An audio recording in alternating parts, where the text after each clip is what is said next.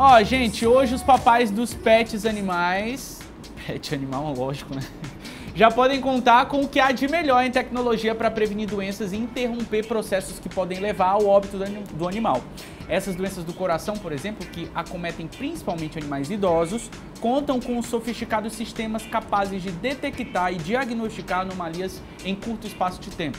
O Tudo de Bom recebe o Eduardo Rabelo, ele que é médico cardiologista veterinário. A Jéssica falou que nem sabia que existia, muito bem no seu. Bem-vindo aqui à nossa casa, tudo bem, Eduardo? Prazer. Eduardo, bem-vindo, viu?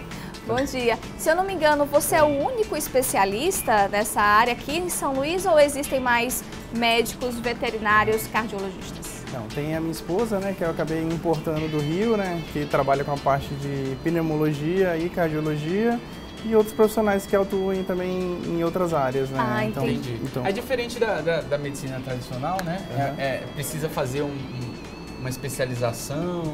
Sim, a especialização dura em torno de 24 meses, né, e tem os cursos livres de aperfeiçoamento que as pessoas acabam aprendendo as técnicas para executar os exames, né, diagnósticos, principalmente.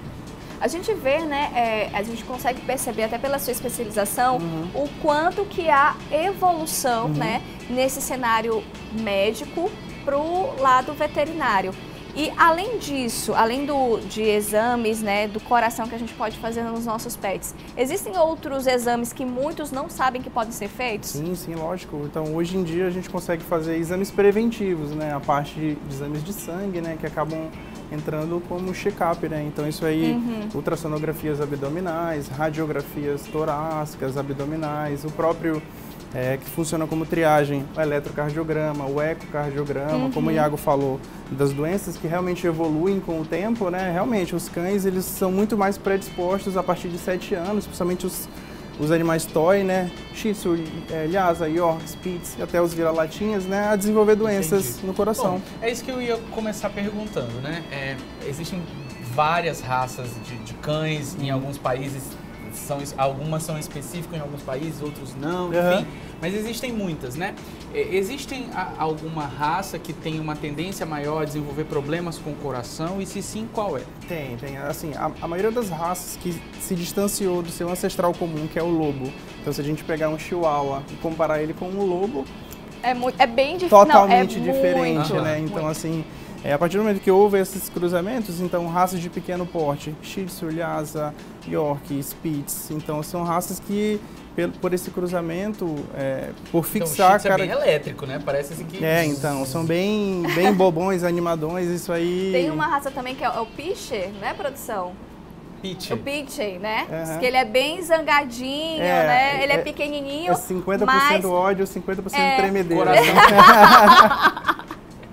Tadinho desse doguinho, gente. Mas aí você faz até uma brincadeira que você falou, quanto mais se afasta do seu ancestral, né?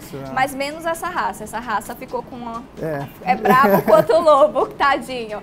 Mas isso é bem interessante, né? Você descobrir que quanto mais distante, provavelmente mais facilidades eles vão ter problema de coração. É mais facilidades ou eles vão ter problema de coração essas raças? A gente vê, não sei se vocês conhecem, por exemplo, a raça que é mais predisposta aí, que existe na Inglaterra, que chama Cavalier King Charles, que é o cãozinho da rainha. Então, esse Cavalier, ele é a raça mais predisposta à doença mitral. Tanto que todos os estudos sobre cardiologia eles estão direcionados a essa raça, né? Então, assim, não é que quanto mais se distancia, quanto mais a gente fixa características externas para diferenciar uma raça, mas também a gente fixa coisa ruim, né? Então, doenças que acabam sendo transmitidas para uma próxima geração. É porque já teve outros especialistas que já chegaram aqui na nossa casa e chegaram a comentar que quanto mais próximo do humano o pet mais parecido ele fica e pode desenvolver doenças parecidas com o humano. Isso é fato?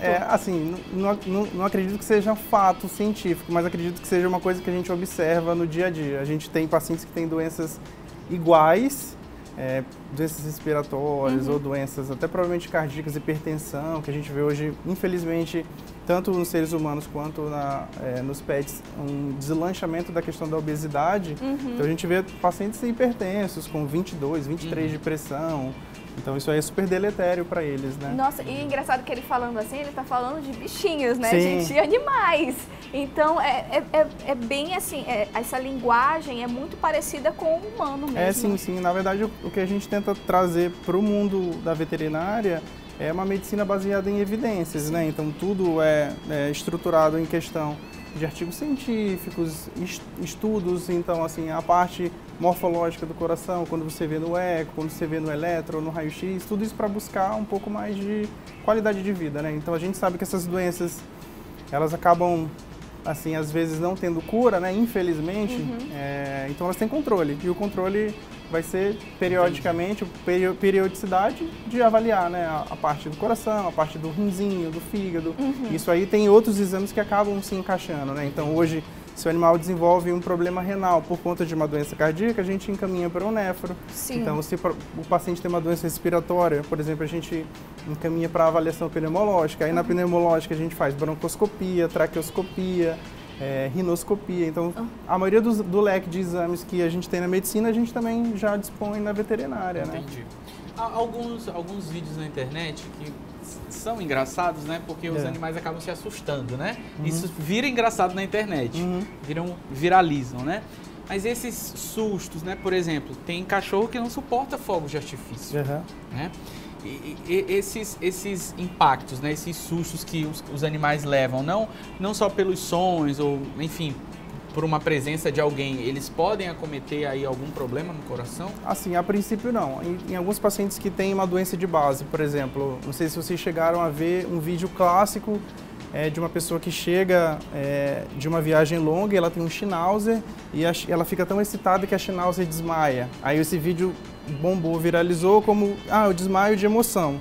Mas, por exemplo, a Schnauzer, ela tem uma doença arrítmica que a gente chama de síndrome do nó doente. O coração, ele tende a bater menos. E aí ela ficou tão excitada que o coração não conseguiu bombear com a parte elétrica. E ela desmaiou, entendeu? Então, assim, algumas raças vão ter mais taquicardias, mas a princípio, se não tem doença estrutural no coração, para eles vai ser uma coisa momentânea, passageira. Mas aí se eu tenho um pico hipertensivo, eu posso ter um evento de AVC, alguma coisa do tipo. E medicação? Entra nesse tratamento da cardiologia? Entra. Infelizmente, hoje eu tenho pacientes que, infelizmente, ao dia tomam 16 remédios, né? O quê? Nossa! Então, assim, são doenças crônicas que, como não tem cura, né? Então, assim, a gente encaminha para centros especializados fora do país, no Japão, em Paris, que refazem a estrutura da válvula, né? Só que é uma cirurgia que custa em torno de $100 mil, né? Muito caro. Então é uma cirurgia de peito aberto muito onerosa, né? Quase meio milhão de reais. Então hoje em dia com o dólar e com o euro aí... Na verdade, quase não. Mais de meio milhão de reais. Sim, Mas aí a gente vê o quanto que o quanto evoluiu, o quanto os donos, né, os papais, né, dos pets, eles podem ficar mais a par, né, da saúde do seu pet e o quanto que pode ter cuidado também fazer um acompanhamento correto. Agora, por exemplo, eu resolvi adotar ou eu ganhei um pet, né, seja de raça ou não. Quais os primeiros cuidados que eu devo ter? Se, por exemplo, ele não tiver um feedback de quem é o pai, quem é a mãe, não sabe se já haviam doenças pré-existentes, essa pessoa que acabou de pegar um bichinho, né, para chamar de seu, o que ela deve fazer com relação ao cachorro ou com relação ao gato? Primeiramente é levar no veterinário, né? O veterinário que é o responsável técnico em dizer se aquele paciente está saudável ou não. Então, ele vai avaliar fisicamente, auscultar. Então, assim, a gente já teve casos, por exemplo, de pacientes jovens que fazem uma primeira ausculta para uma vacina e eles têm uma doença cardíaca congênita, que a gente tem que mandar para fora daqui para poder operar. Então, assim, o primeiro cuidado é sempre levar no veterinário, né? Ele vai saber o vermífugo para desverminar esse paciente, se ele está parasitado ou não. Isso independente se é de raça se é filhote, né? A questão é, os animais adotados vêm naquele combo de surpresa que você não sabe nada que tem de vida pregressa. E os animais que são de raça, a gente vê pelas predisposições raciais a que tipo de doenças que eles podem evoluir. Então, na primeira consulta, essa consulta pediátrica, a gente acaba orientando o quê? Se é, por exemplo, um bulldog que tem uma raça de um focinho achatado, esse paciente vai respirar com dificuldade, ele tem um focinho achatado, ele tem uma série de problemas disso e disso e disso. Então o tutor ele já fica mais ciente que aquilo ali, dos cuidados que ele precisa ter.